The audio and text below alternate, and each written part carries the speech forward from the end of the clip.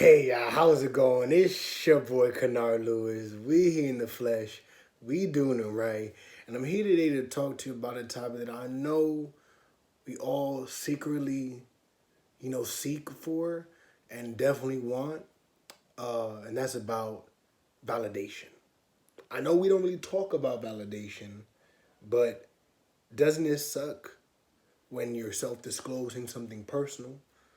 Or you're talking about your experiences and what you've been through, or you're talking about your sadness or your anger, or just how you feel in general, and then somebody says,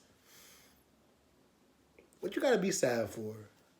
Nah, you're lying. Nah, it can't be. Like, it doesn't make any sense. Or get over it.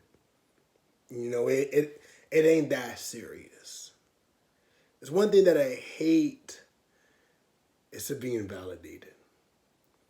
And I know many people can attest to this too. Don't tell me how to feel. Don't tell me whether what I've been through is true or not. I know what I've been through. I know how I feel, and that's how I feel. Take it for what it is. And that's what I think we need to do a better job at, and to pay attention to is the people's feelings and what they tell us. Most times or not, I understand that there are some people that do lie, you know, and there's some people that just maybe they want to get a kick out of it. But most times, people turn to you because they trust you. They believe that you can listen to them because nobody else was, and maybe you can be that different person. And that being said, when it comes to people trusting you, we have to do a good job at understanding them or trying to see their point of view. Because I get it, we may not go through what they're going through, or we may have been through such similar experiences, but responded differently. But we can't help how we respond to things. We can't say, oh, I'm gonna get sad here, or I'm not gonna get angry at that. It's just a natural emotional response.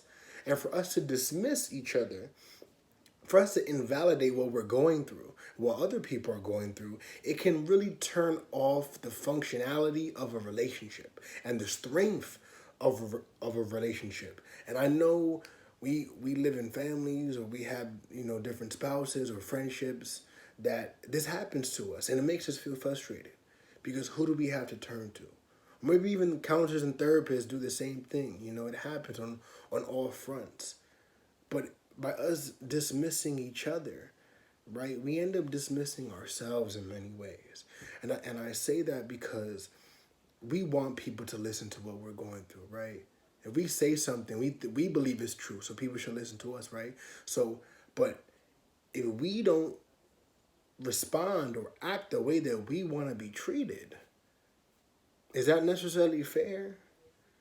I'm not saying, tick for tack. If somebody doesn't do it to you, then you should do the same thing, right? No, it's not about that. It's about changing our perspective, changing our lens. We all have different identities and have been through different things. One black person doesn't speak for all black people. One woman does not speak for all women. One gay person does not speak for all gay people. And that being said, because we might have the same identities, we may also have different experiences, and different identities have different experiences on many fronts. And because of that, we have to open our eyes more, actively listen, understand, break it down with them. Say that that's real. Say that like that must be tough to carry. What can I do to make it better? By listening, by understanding, by working through it. People tell you that you hurt them. For you to say that I didn't hurt you, it doesn't matter what the intent was. It's about the offense. It's about what you did. How did it make you? How did it make them feel? And these are things that I need to work on too, because sometimes I don't feel that, or my intent was to hurt people. That's like, how can they think of that? But it's like, nah, it came off that way. And I gotta listen to that. I gotta look in here. I gotta look at myself in the mirror and be like, yo, I gotta fix that. I can't dismiss that, because if I want relationships to continue, it starts with respect. It starts with validation. It doesn't matter what you intended to do. The emotional response is the emotional response. We have to listen, really feel what they feel in many aspects, and understand that validation goes a long way. It goes a long way. Actively listening goes a long way for us to really care and understand people, show more compassion, show more kindness. That goes a long way. People trust you. People don't just turn to you just because, you know. And for us to dismiss them, it's like another slap in the face. Like, damn, I can't even tell my feelings. I feel numb. You emotionally cut them off from feeling. You emotionally cut them off from wanting to self-disclose. And there's things that we need to unpack that we keep inside because people have invalidated us. And when you invalidate somebody, it's tough. So let's work together to validate each other and work together to listen to each other. Thank you, and I'll see you next time.